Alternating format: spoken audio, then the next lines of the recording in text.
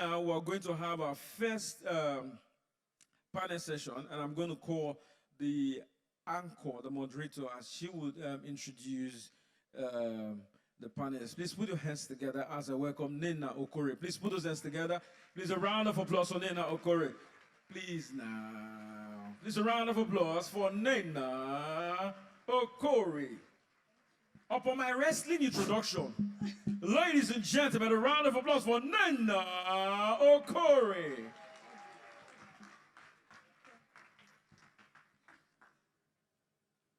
Good afternoon, everyone. I need us to act like children. So we are all going to stand up before I introduce my honorable panelists. And we're going to do something that children enjoy doing. Can we be on our feet, everyone? I'm the teacher today.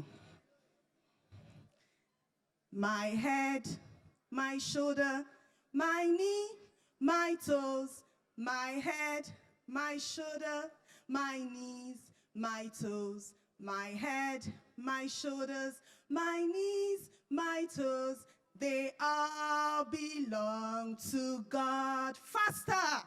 My head, my shoulder, my knees.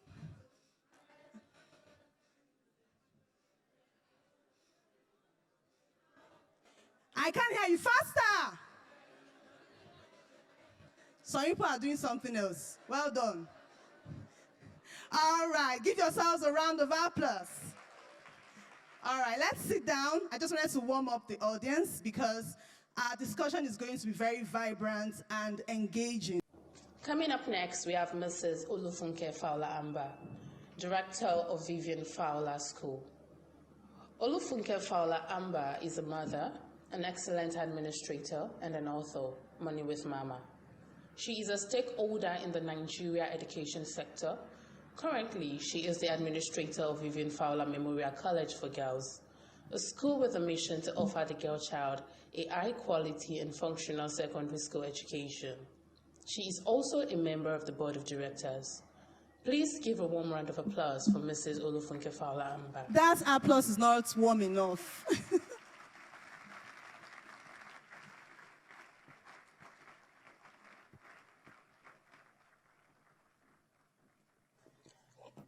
Coming up, welcome, ma. Providing leadership for learning outcomes, considering learners' growth in Africa. Allow me to introduce to you our speakers. Mateo Kansanga. Mateo Kansanga is the current national chairperson for the Kenya Private Schools Association, which is the umbrella body for private basic education institutions. She is also the chair for the Education Sector Board at Kenya Private Sector Alliance. She is a director at the Lukenyan Schools College and a trustee at the Lukenyan University. She is a board member at the East African Science and Technology Commission, ISTECO, Kenya Education Management Institute, KEMI, and most recently, she is a member of the Task Force on Enhancing Access Relevance, Transition, Equity, and Quality for Effective Curriculum Reforms. Please give a round of applause for Mateo Kansanga.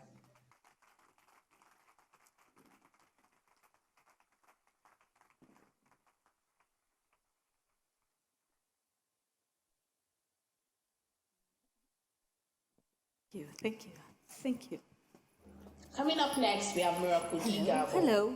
Miracule Gavor is a technology researcher committed to supporting teachers, educators, teachers and students to use ubiquitous technologies to develop knowledge and experience. His experience and expertise cuts across the study of technology in learning and teaching, designing digital media and artifacts that change the way people think and construct knowledge across disciplines. He has a particular interest in the design and evaluation of digital innovations and research for learning and social practice in the digital world with stakeholders across public and private sectors. Please give a warm round of applause for Miracule Gavor as it comes up. Warm applause.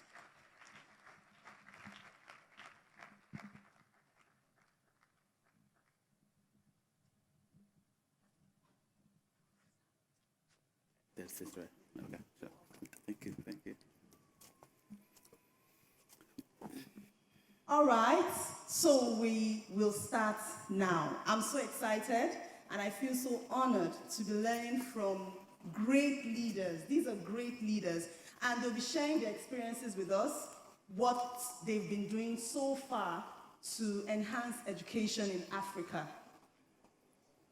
I was conducting a research on the topic because we'll be looking at leadership for learning outcomes, focusing on Africa.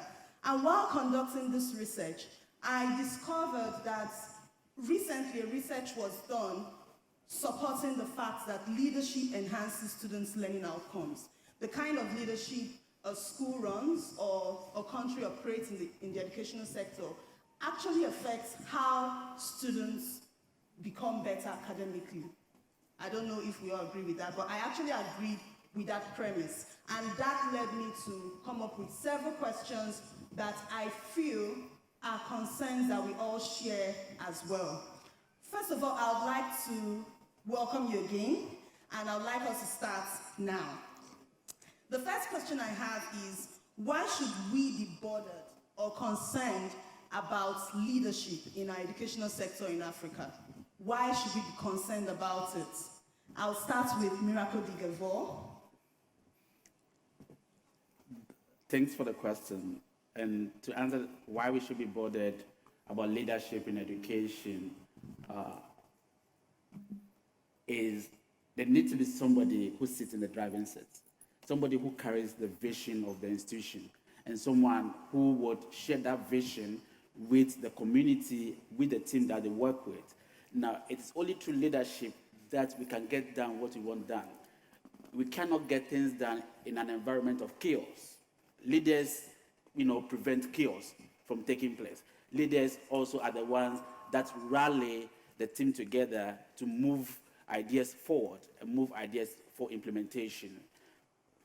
Thank you. I'll move on to Mrs. Amber Fowler. What's your idea about prioritizing learning outcomes in Africa? I think it's important we first of all understand what are outcomes, and I'll make it very basic. It's like you going and having a GPS, and whatever you put in there, whatever address you put in there, even though you make mistakes, they're still going to take you to where you're going. That's why outcomes are very important. So that's a simple analogy of what outcomes are. Now, why are they very important for Africa? This is the reality of Africa. 364 million of our population are aged between 15 and 34. What does that mean? The future of Africa, the leadership of Africa, is based on this population. We're one of the youngest populations. So our outcomes are extremely important. Also, why it's also important for us, research that was done, I think it was in 2018 or 2020, and when they looked at outcomes, they featured 7 countries in sub-Saharan Africa.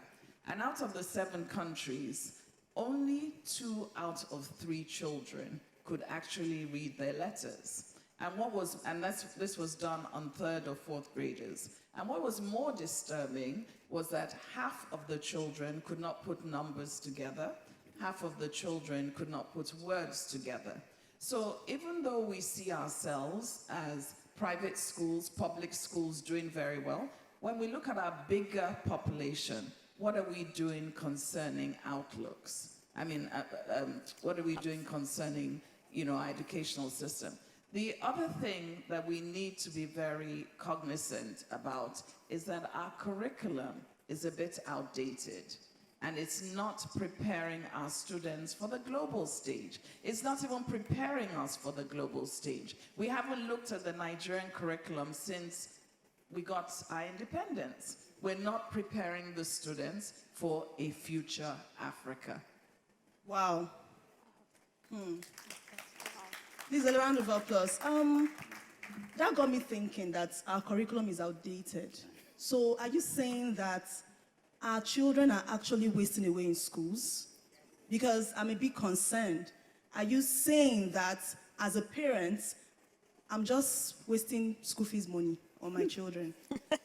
So I need us to really emphasize on that. How outdated is our curriculum? And I'll direct this question to you, Mutheu.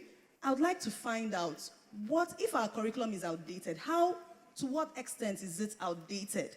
And what are the skills that are needed for leaders to be able to promote a change in our curriculum system right now? Oh my goodness. I think generally in education, post-COVID, I think we are all playing catch-up. We were caught hands down by COVID. And it brought home the reality that our curriculums are not really prepared for any disruptions. Now, these disruptions, maybe the one big disruption that nobody in the education sector is looking at is how the job space has truly changed. And therefore, when she says the curriculum here is outdated, I want to just say, actually, in the whole of Africa, we have been left behind. We have been left behind. I think we were just discussing in the room there how here in Africa, we seem not to quite prioritize spending on education, maybe because there are so many other problems as well that need all the financing that governments can provide. But it can be done. It is doable.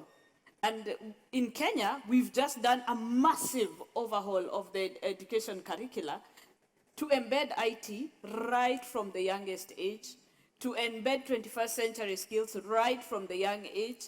And we've changed the philosophy against which the education curriculum is anchored.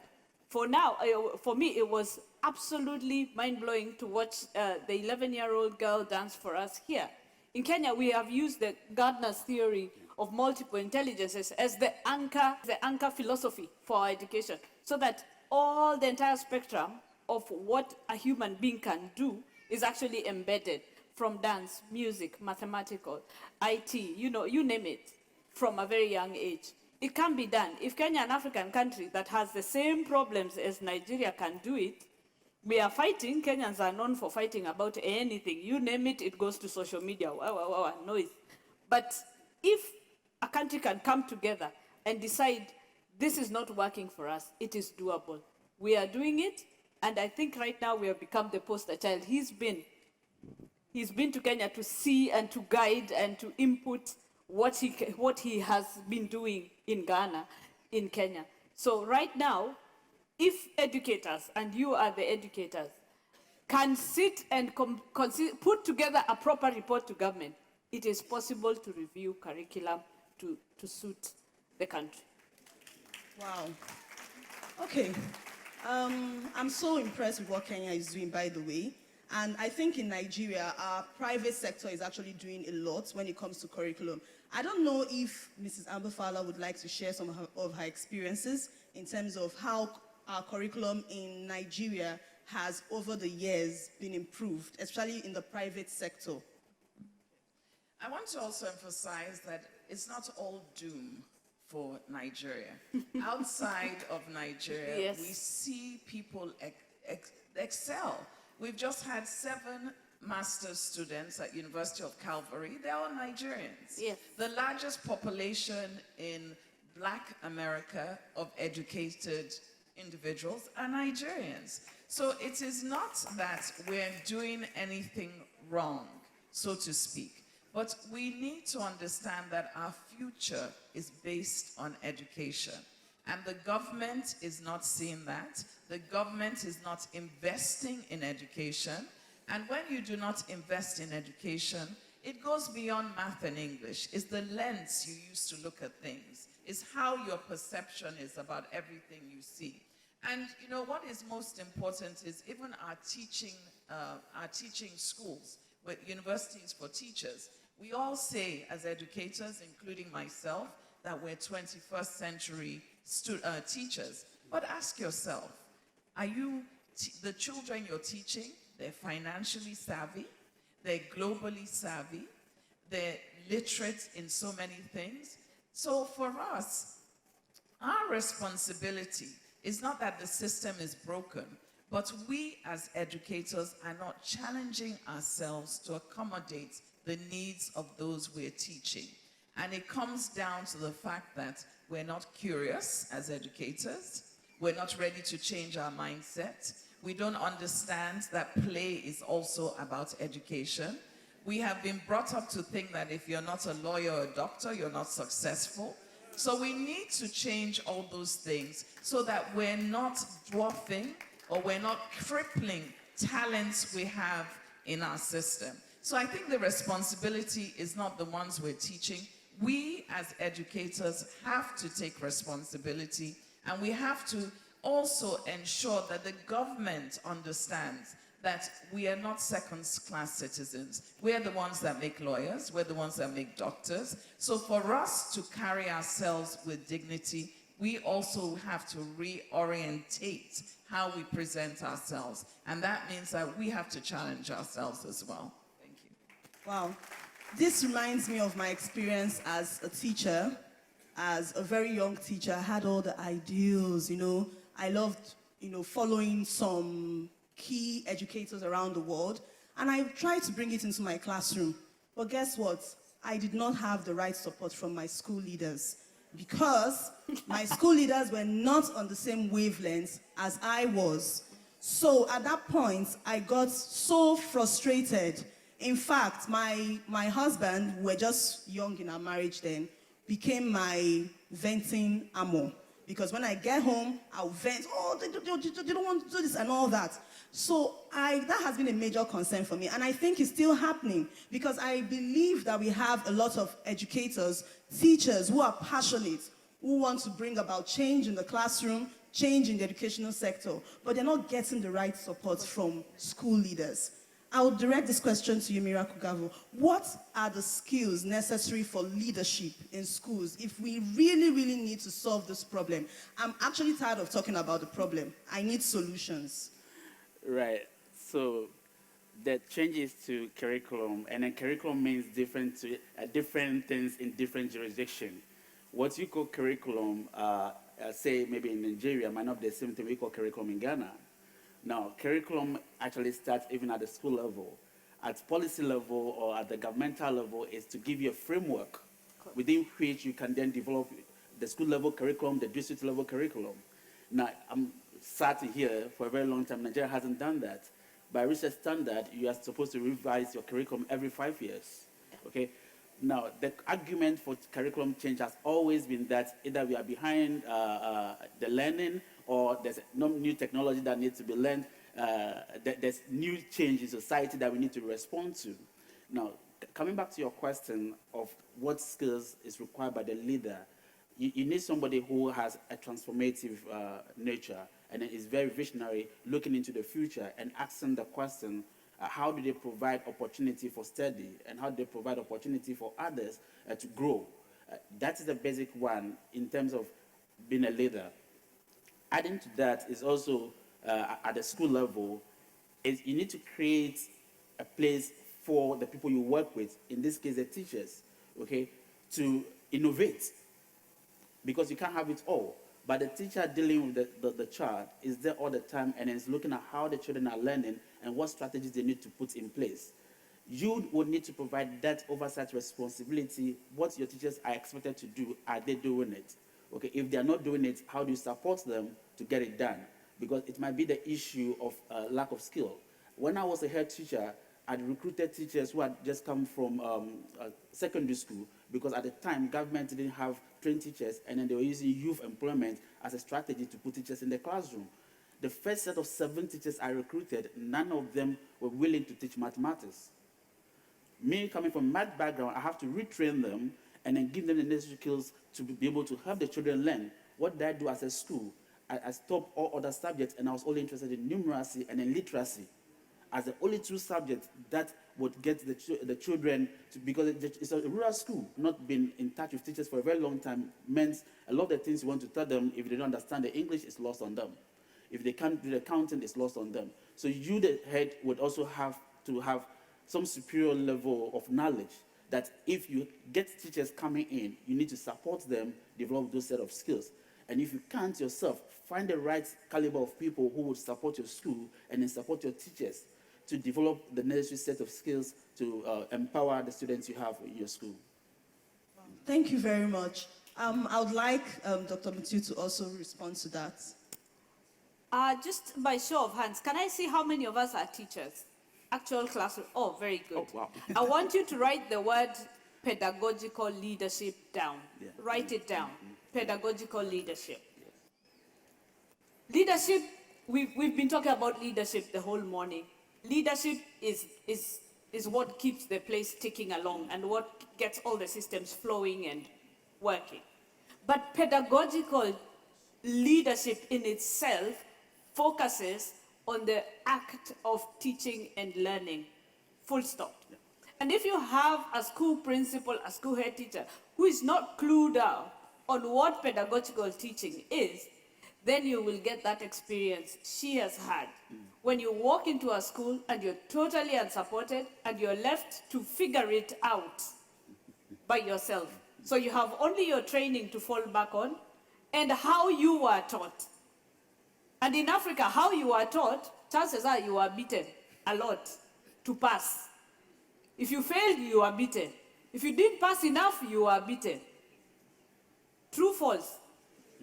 With pedagogical leadership now, you have a set of strategies that then support teachers to be better, to keep improving. And that has a direct impact on learning outcomes. For instance, professional learning. You are here today. You are learning today. What is it that you are going to do when you get back to school? Is it that you had an outing? A day away from school? Paid for by the school? Or is there a process of what you have heard today that is going to be transferred somehow?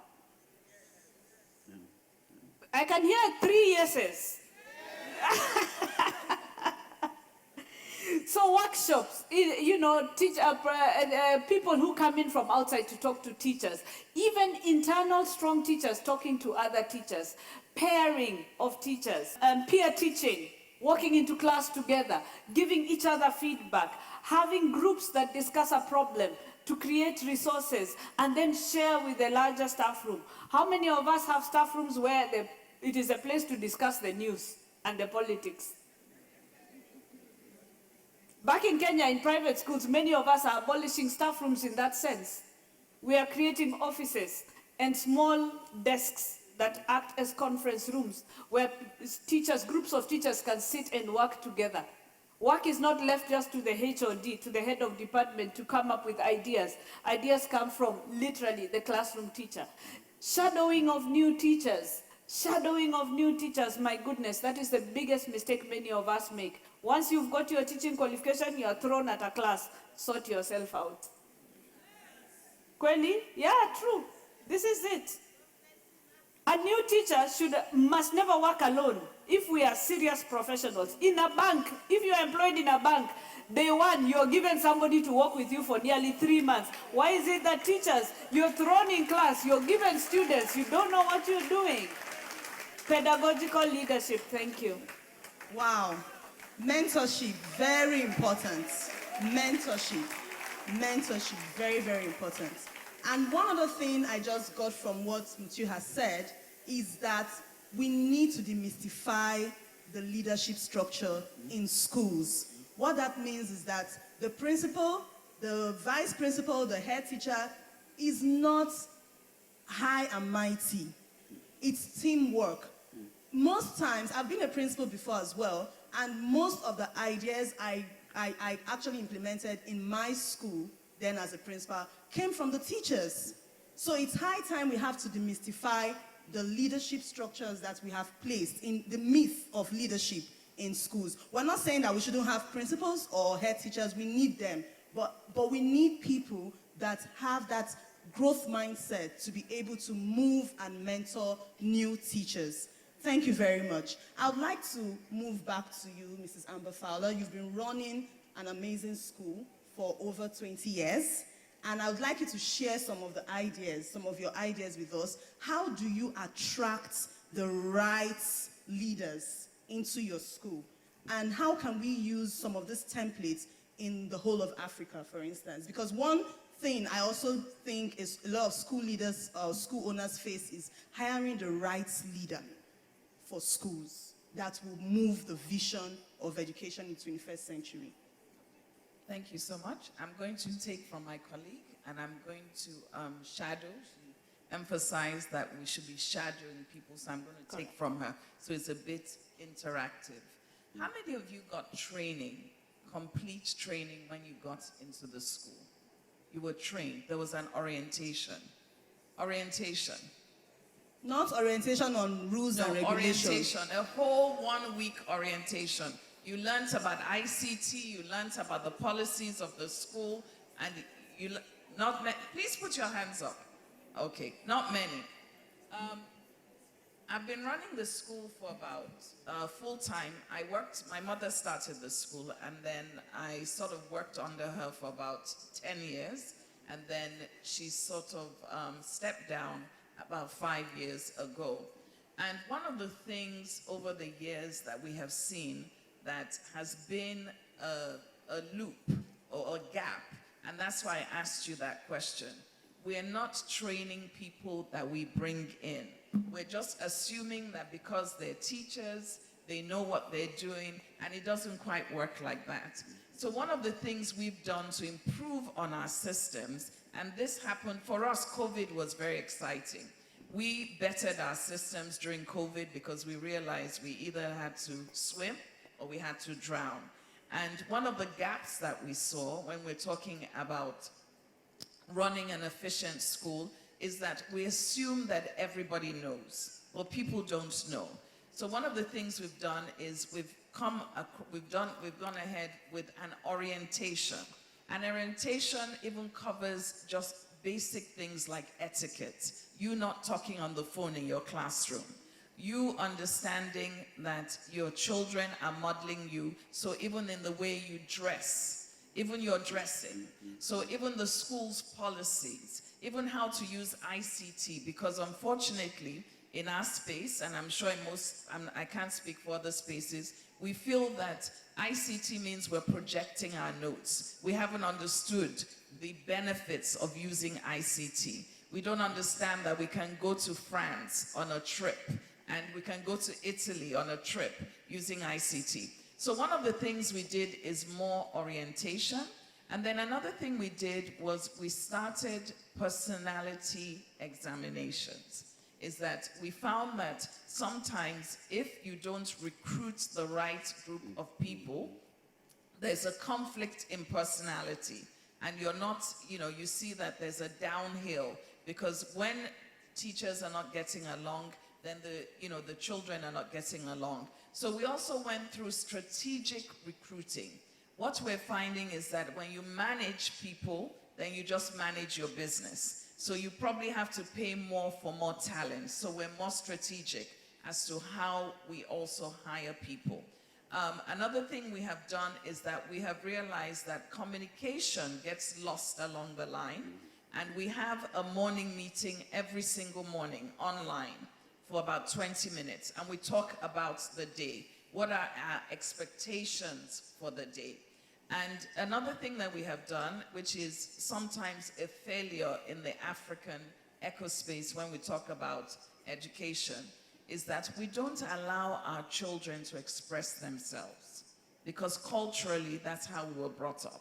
So another thing that we do is that we ensure that the children take surveys, and that helps us in our recruitment as well, because it allows us to see the kind of students that we, the kind of teachers we want to recruit. So most importantly, we have realized that we have to change our systems in order to accommodate our stakeholders. And it goes a lot with recruiting people who are ready to change, people who are ready to be curious, people who are ready to be resilient, and people who understand that teaching a child is not that child who comes into you as an A student, but that child that you can move from an F student to an A or B student. So those are the kinds of things that we changed along the way. Thank you. A round of applause for Vivian Fowler Memorial School. Well done. I'm moving on to data assessments now, because I've realized that most times we do not use data from learning outcomes of our students to plan and to implement policies in our schools. I don't want us to focus on the governments now, we'll still come back to that, but in our individual schools, to what extent should school leaders rather, use data from learning outcomes? Give us a practical example of that. I'll move on to you, Miracle Gavor. I would like to start by saying, if it's not written, it did not happen. Correct. It's as simple as that. Correct. Now, the data you talk about need to be documented. It's only when it is written that you begin to make sense of the patterns. I mean, coming from a math background, what I'm looking for is what is the pattern in attendance, in students turning out their assignments. But largely in the public school sector, these are things that we ignore, because at the end of the day, we receive our authority from either the district level or the state level to do A, B, C, D. And until they ask for that education management information data, we don't even keep it. It's only when they ask for it that we start rushing for it. Now, if we come to the private sector, the numbers is what actually give them a sense of how they are performing. So they might have performance metrics to indicate, how many students we have, how many of them are actually turning up for school on a regular basis. With regards to having data and then making using data to make sense of learning outcomes, you need to first understand that the data you are collecting, you need to be measuring the right stuff.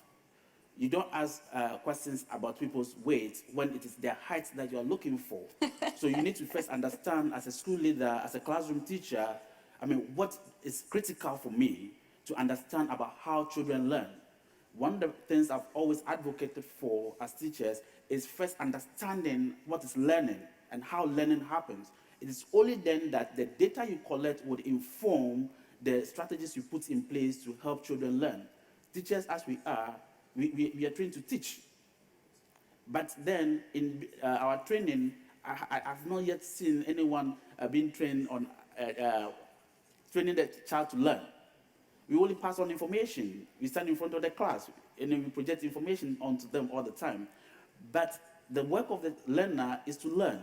How are we helping them to learn, and how are we collecting, what data are we collecting on their learning progress? It's also very critical. Now, do you want data that tells you that this child is falling behind?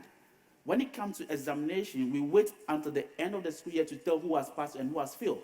And I ask the teachers the question, didn't you see it when they were failing in the everyday lessons that you take? Okay, those are very critical to monitor the everyday achievements of the child. It doesn't need to be broad stream. It can just be one learning area, one specific thing within that day that you hope the child would make a progress on. And then track how the child goes around making that learning happen for them. Because your work is to teach, but have they learned? Is the question. Have they learned? You know, I see a lot of schools with billboards, we have 3 A's in WAEC, 4 A's in IGCSE, and they use it as a form of advertisement. And I get to start reasoning. What happened to the remaining 70-something students in that year group? What have we done to enhance their learning potential as well? So I'll come back to you now. Mutheu, can you share some experience? How have you used, you've been working with schools over the years, how have you used data from learning outcomes to actually implement something positive in Kenya? That's an interesting question. In Africa, we like celebrating those who do actually make it. And they tend to be the minority. And I remember one time, in Kenya, we like boarding schools. We like kids when they are away from home. We don't like them in here. So one time, a group of parents were protesting in town, a very small group, that their children had very high marks, but they were taken to what they felt was a low-quality secondary school. And the cabinet minister had to go to the school. And he asked, the top school in Kenya is called Alliance. And he asked the parents who are sat here like you guys, how many of you went to Alliance? Nobody stood up. So he asked them, so why are you complaining? If you are here today and you didn't go to that top school, you can afford this school. So why are you demonstrating in town? Give your child a chance to be in this school because this is what the government could do. And I know 2 parents who had been complaining, and their children stayed in that school, and they still passed and went on. So that tells you something about our psyche and how we believe that success can only be found in these very few places. And that's the mindset we need to change so that success can be found anywhere. We need to make all our schools as good as each other so that the nearest school to a child is excellent and can offer them a chance to be successful in life. Back to your question, what strategies have we put in place? I think it's a difficult one and common across all Africa. And I think I can just throw it back perhaps to our colonial legacy, where we have these rankings of schools, therefore everybody wants to go to this type of school. And I think that's the difference that private schools are making in Africa, that we are bringing that excellence away from those government schools that are supposed to be this way, and we are bringing excellence to the lowest level. Look at some of our very tiny private schools that are in very overcrowded places, that are breaking the mold completely. And we're churning out students who might not be A grades, but who are very literate, who are very numerate, and therefore have a better chance to succeed in life. Like Professor was saying, we seem in Africa to ignore those who are not doing well. And this is where now data will come in to help private schools like ourselves and any other teachers here who might not be working in the private sector, but make a difference in every child's life. As teachers, of course, we enjoy the brightest child. That child who raises their hand all the time, not like the one MC was talking about, but we all like that participative student. But data will tell us that there's a very quiet student in class who is actually totally brilliant, but never says a word. Yeah? Data will tell us that this child who is always making noise, make that one the prefect. Make him in charge of the noise makers so that he can have a focus. You know, data tells us that this child is brilliant in drama, but absolutely rubbish in mathematics. Yeah. Let's focus on this child and see whether we can get them to cross over to the next level where that talent can be exploited. Data tells us, and I'll never forget this, I had a child 3 years ago who we noticed, a secondary school girl, was scoring near perfect marks in math and nothing in English, nothing in literature. And there was nothing our curriculum could do about it. And I advised the parents, please let's put this child in the British curriculum. We can narrow down the subjects better, because in Kenya you have to do 2 sciences. You have to do English, literature, you have to do Kiswahili.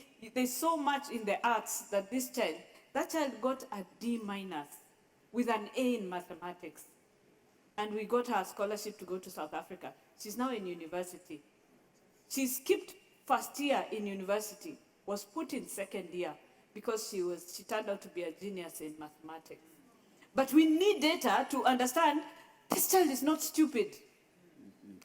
She just got a gift in one area and one area alone. If we did not have a way of looking at the data that presents ourselves and analyzing it and saying, oh, these are the strengths of this child, then you have no way of tapping into the talent of a child. And schools, especially schools, forget teachers. Schools need to find the best way to aggregate data, meaningful data.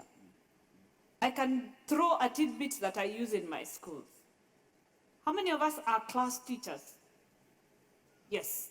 In my schools, we have something called a page per child. And the class teacher, the one who takes the roster every morning, you have to have a big hardcover book, which we have now digitized, and you write in everything about that child, that you observe, that other teachers report, that the prefects report, that the child reports. I've been unwell today. I'm feeling a bit off the weather. Teacher, today, I'm not feeling like myself, especially the young kids. They can just wake up and decide, I'm feeling sleepy. So then you can follow on and find out what was happening at home. Maybe the parents fought the whole night. You just never know what affects a small child. And that day they are off. That page per child is what we in my schools report to parents. The marks we send to parents. We do not discuss marks unless there's an issue with the marks. We discuss the bigger picture of the child. The marks are, we send them. You know, and if you have a school management system that works, these are things you can send parents weekly, monthly, whichever way. The only other marks we discuss with parents are the progressive records, the weekly, you know, we've learned this week and this is how the child this month, like that. So take a leaf out of that and it will help you begin to know your children, to know your students. I know some of us work in schools with very large classes. I tell you what, if you're here today, no class is too large. No class is too large for you as a caring teacher to know every one of your students intimately. Thank you. Wow, thank you so much.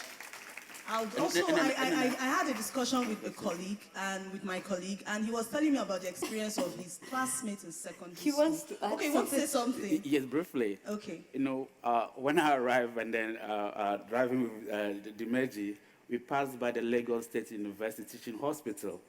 Then passing by, something clicked in my mind. Hospitals are meant to treat health issues, right?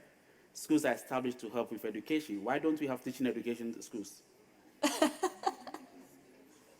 I mean, if you look at your schools, that is what we should be doing. All right? That is the training ground for our minds, the young minds, and even the profession. Just as teaching hospitals exist for the medical professions, we should also see our schools as a place that we capacitate our teachers so that they become perfect in dealing with our students. But it seems most of the time, just as we've already admitted, that teachers come and just throw them into their classrooms without no support, and then that's where the chaos begin to play into our activities as well. I mean, it might just be some funny idea about having schools become teaching schools than what they currently do. But just think about it in terms of how we can program our schools in a way that we are delivering on the mandate that, one, our teachers are at where we want them to be. That's what they do for the doctors by, getting the teaching hospitals. That way they can provide better service to our clients who are our students at where we have them. Yes, and I think some schools are actually doing that in Lagos State. I wouldn't want to call their names. Mm-hmm. There are certain schools, private schools, that have taken up the responsibility of creating teacher training centers. Mm-hmm. And there's actually a school that has started a college of education for teachers, fully funded by that school. I wouldn't want to call their names here because I'm not here to advertise for them. So that's good. So for you to see that, I think we also need to see that as well as educators.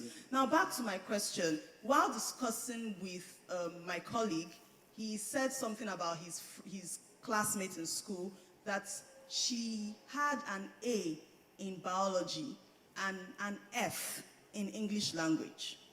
And one of the examiners had to ask her, in what language was the instruction taught and assessed? And she said, English. He said, are you sure? It was not in Yoruba or Igbo. He said, English. So why did you fail English? So that directs me to the next question. How can we use data to enhance the actual level of instruction that students should get? I feel that a lot of our schools are choked up, and teachers, I don't know if you agree with me, you're choked up with so many subjects. So many subjects. If I ask majority of teachers here, an average class teacher is actually teaching how many subjects? 16. A child is learning 16 subjects at once. How do we scale up learning outcomes with this kind of parameter and with our jam-packed curriculum? Interesting question. We need to concentrate, like my colleague here said, on numeracy and literacy. Very important. In the 1970s, for instance, in the UK, there's a governing body called Ofsted. Yeah. They measure schools. And they found that numeracy and literacy had fallen. And what they did was they brought about a numeracy specialist and a literacy specialist. In our own system, you have a primary school teacher who is not conversant in literacy or numeracy, teaching a child through 6 years, and then they come on to secondary school and they're intimidated by what they have. So what we have done as far as data is that we teach primary 6 work for the first half of the school year. They actually get primary 6 books, and then we assess them after that to see where they are. I'm not advertising for Edves, but what Edves has done for us is that we're able to see data as to how everyone performs in the classroom, and we're able to see how, people are struggling. And what we've also done is that we're also testing teachers, because most of us, when we leave the university, we don't do any more testing for data. So we're also testing teachers to ensure that they have the capability to teach the children, and we're comparing the data of the teachers and also the data of the students, and then we're able to catch them. But just to summarize on data, I want us to understand something. Each time you're not following up with a child through data, you're killing the future of a child. Because some people are born innately intelligent, and with some people, they emerge over time. And another way that data has helped us through Edves, through our reporting system, was Agric. Agric should be a simple subject, right? Should it be a simple subject? We found that most of our children were failing Agric based on the data that we had. So what we found out was that they were not finding it interesting. So what did we do? We built a farm. We now have a farm in the school where the children go in for practicals, and they go in and they, when the chickens hatch their eggs, they pick it up. They're now growing yam. They're growing all kinds of vegetables. And guess what? Data has now shown us that their Greek class is like this, not going through a death experience. So data is very significant because it doesn't just help assess your learners, but it also helps to support your struggling teachers or teachers who are not supposed to be teaching certain subjects.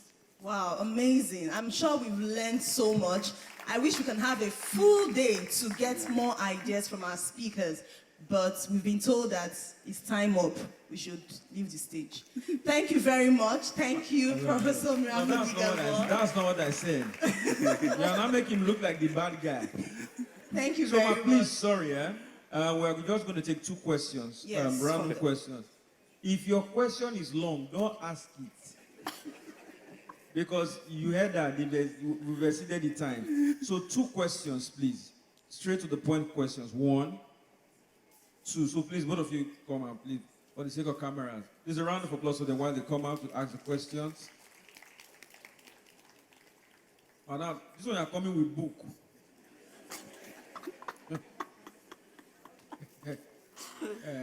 So you tell us your name, where the school you're from, and your questions.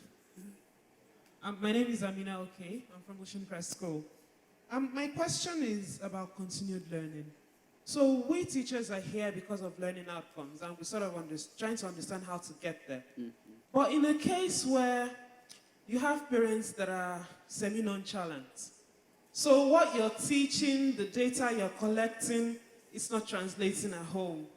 So you're doing all this work, but it doesn't continue. How do we deal with that? Thank you. Please, Ma, let's just take the second question in case. Good afternoon, everybody. My name is Bolari. I'm from Dover School. My question is, you're talking about learning outcome. But my problem that I've been checking is that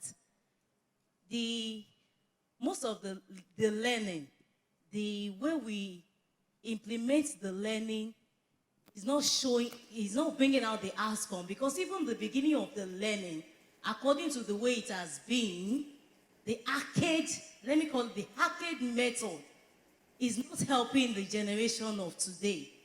You find out that you want to teach a child, you just come. I find out that abstract teaching is really affecting now, and which is affecting our kids, especially this generation. So I am lost to how do I make the learning from the beginning so that I can have a nice outcome. There's this thing called IBL, that is inquiry-based learning, whereby you check the orientation of the child, the conceptualization, the discussion, the investigation, the discussion, and the exploring method. But I find out that to outcome it, we are really having issues with children. How do we go about it? Because for you to get an outcome, then something you must have input something to get there. Thank you. Okay, so we'll start with the first question, focusing on parental involvement. I think in fact, we discussed this yesterday, Dr. Mutheu. Yeah, so I would allow Ms. Leila Fowler-Amber to react to that, and then you respond to the second question. Thank you. So parental involvement. We have to understand that school involves a tripod. It's the parents, it's the students, and it's the school. Many of us are failing in this because we see ourselves as surrogate parents. And when you see yourselves as surrogate parents, you cannot carry it alone, basically. So where we're also making a mistake is that we're not educating parents. We're spending a lot of training on the students, but what are we doing to have parents take ownership? Are we having seminars in school? Are we having more engagement? So all these things are important, and this is where you use technology. You can use Zoom to communicate with the parents. You're not going to get 100% buy-in, but the more you educate, the more you have people take ownership and understand that they're also part of the process, the more successful it'll be. But I want to say to the person who asked the question, do not give up. You're in education because you're passionate about it. Your priority, your ethos is the children. So continue doing what you're doing, because at the end of the day, that child is going to get more value from what they've learned from you than the parents. So look at it that way. So don't give up. Thank you. Okay, so let's move to the second question quickly. I want to give a short story, then I go. Okay. In the 1960s, in a very small village in the western part of Kenya, a family educated a man. And that man got very lucky. Right after independence, there were a lot of Western powers, Eastern powers, everybody was fighting over Kenya. And he got a scholarship to America. And from that man and a woman he met there just randomly, an American president was born. Did the teacher who taught him know, did his parents speak English? Mama Obama died without knowing how to speak English. Yet she educated a president of the United States of America. We are not judges. We accept the parents we get, and we figure it out as educators how to make their children the most successful people they can be. Let us not judge. Let us not judge. During the pandemic, I have different types of schools. I have a community school. In all my other schools, I was able to deploy ICT like this. In one school, I totally failed. Today, those parents are ready. They are ready, and we give homework to those children on technology. Because after the pandemic, we sat down and we spoke in mother tongue. We did not speak to them in English. And we told them, no matter where you are, no matter how poor you are, here is a company. I have brought a company. Let us buy slowly these devices. Your children know how to use them. All we need for you to do is we will be buying for you data, you refund for us. Because parents come in all walks of life. it is our job to make sure the next generation is better than the generation they come from. Amen? Amen. Thank you. Ladies and gentlemen, please a round of applause for our speakers, our panelists, and please, a round of applause, Thank you very much. Thank you. And the question has still not been answered. We shall discuss next year. All right, so for the second question, we will come back to it in the next panel discussion because we'll be focusing on educators. So please just sit still and we'll attend to that question. Thank you very much, everyone.